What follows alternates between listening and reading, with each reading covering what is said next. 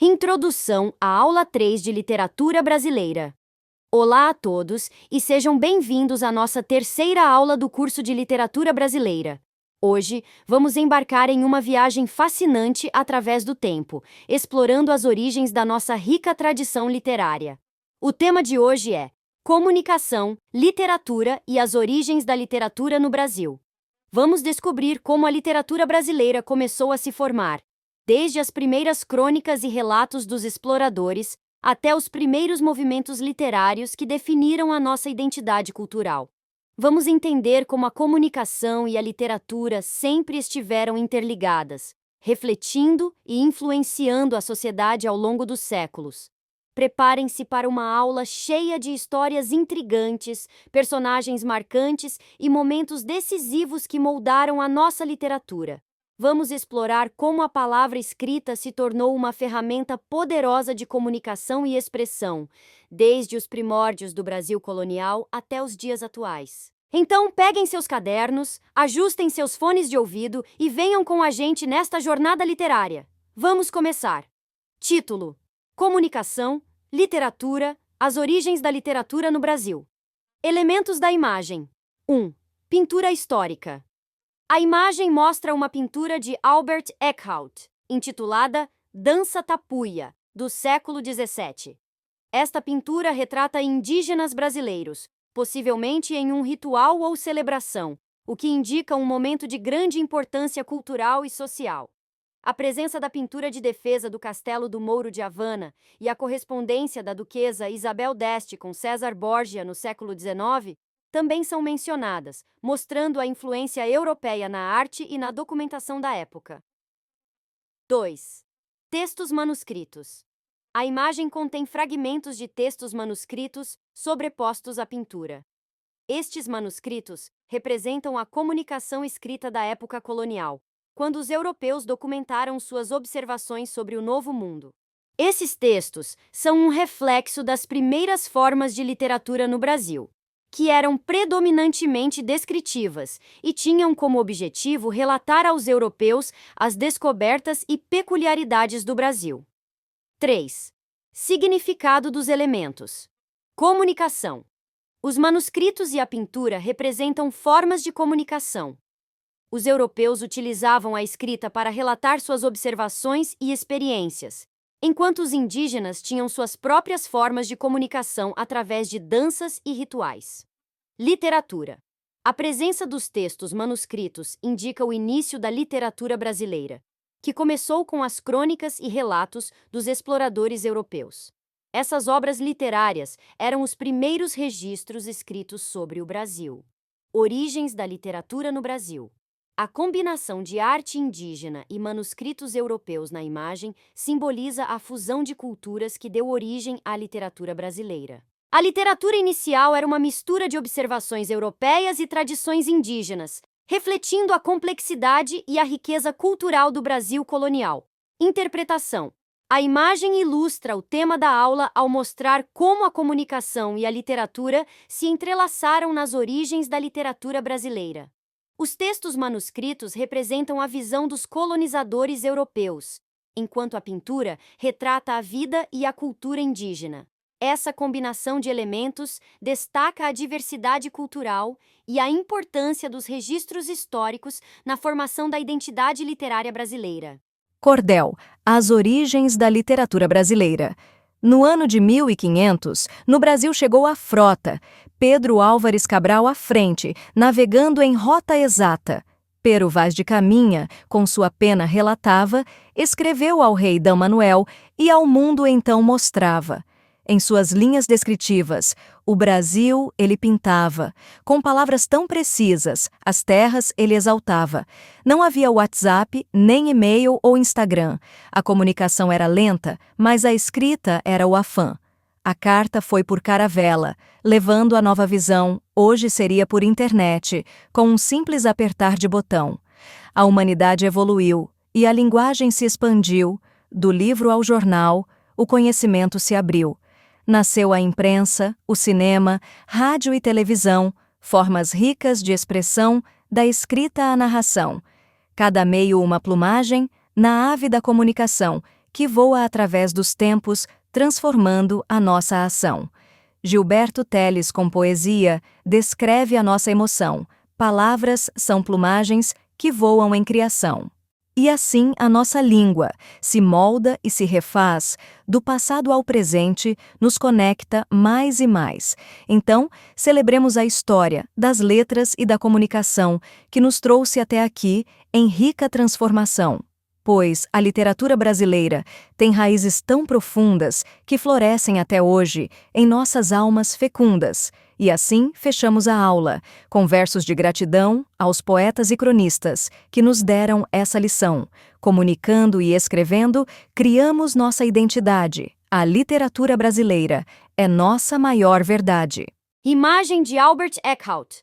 Dança Tapuia. A obra Dança Tapuia de Albert Eckhout, pintada no século XVII, mostra um grupo de indígenas brasileiros em uma dança ritual.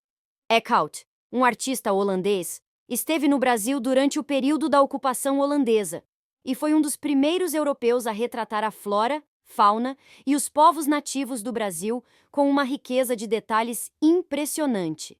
Na pintura, os tapuias são mostrados em um momento cultural significativo, dançando em trajes tradicionais. A representação detalhada e vibrante reflete a exuberância e a diversidade cultural dos povos indígenas brasileiros. A obra está atualmente no Museu Nacional da Dinamarca, em Copenhague.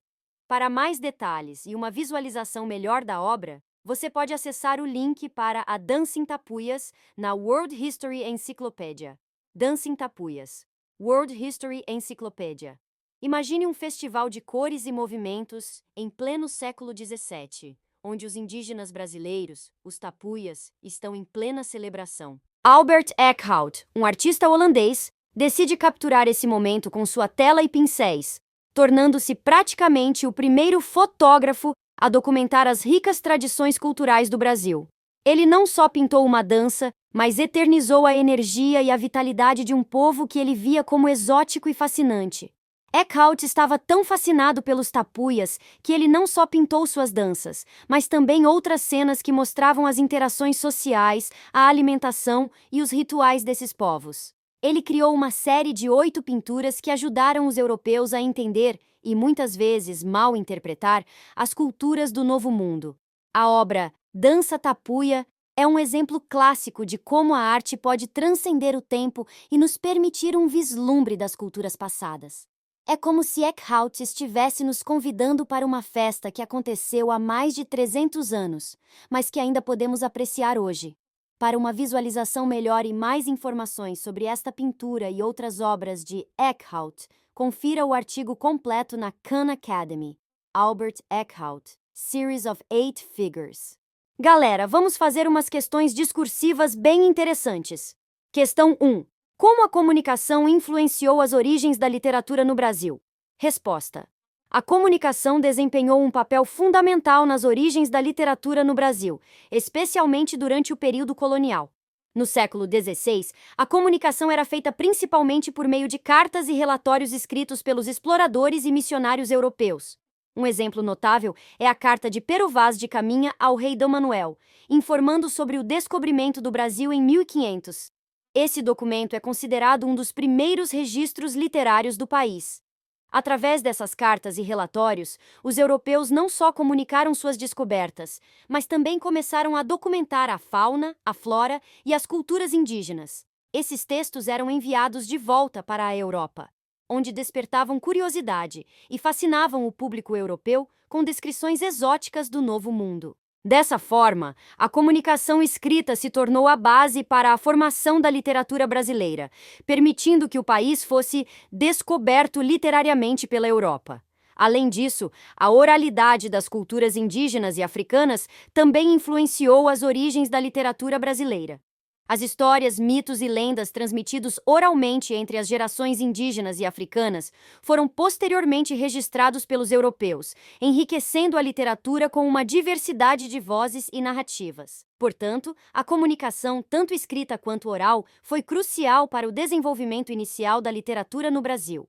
Questão 2. De que maneira as primeiras manifestações literárias brasileiras refletiram a interação entre diferentes culturas? Resposta. As primeiras manifestações literárias brasileiras refletiram uma rica interação entre as culturas europeia, indígena e africana.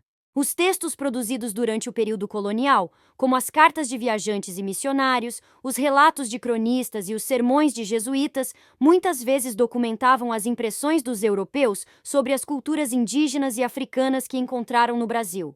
Por exemplo, os cronistas descreviam detalhadamente os costumes, rituais e modos de vida dos povos indígenas, muitas vezes com um olhar etnocêntrico, mas também com uma curiosidade genuína sobre a nova realidade que se apresentava. Essas descrições se tornaram uma parte integral das primeiras obras literárias brasileiras, oferecendo um vislumbre das culturas nativas e seu impacto sobre os colonizadores.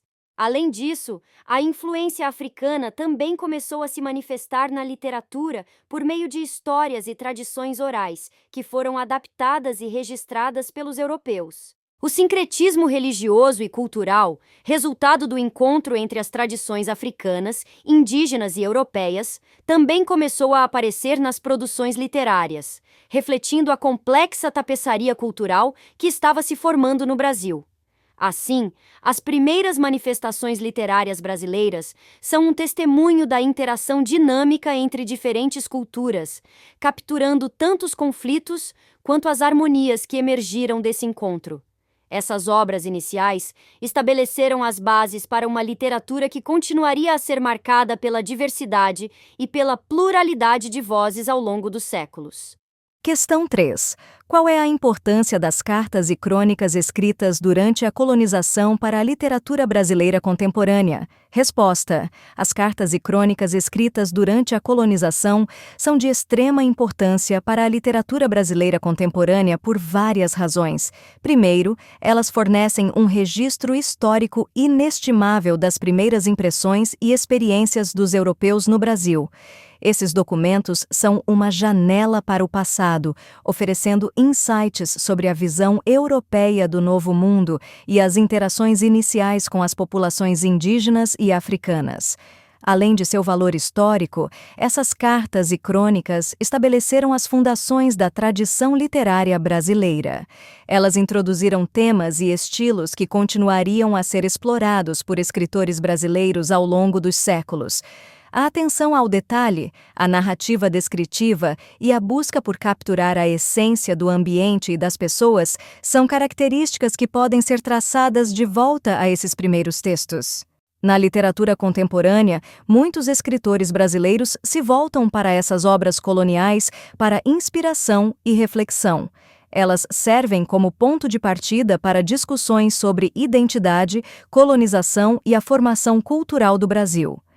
Autores contemporâneos muitas vezes reexaminam e reinterpretam esses textos, trazendo novas perspectivas e questionamentos sobre a história e as narrativas fundacionais do país.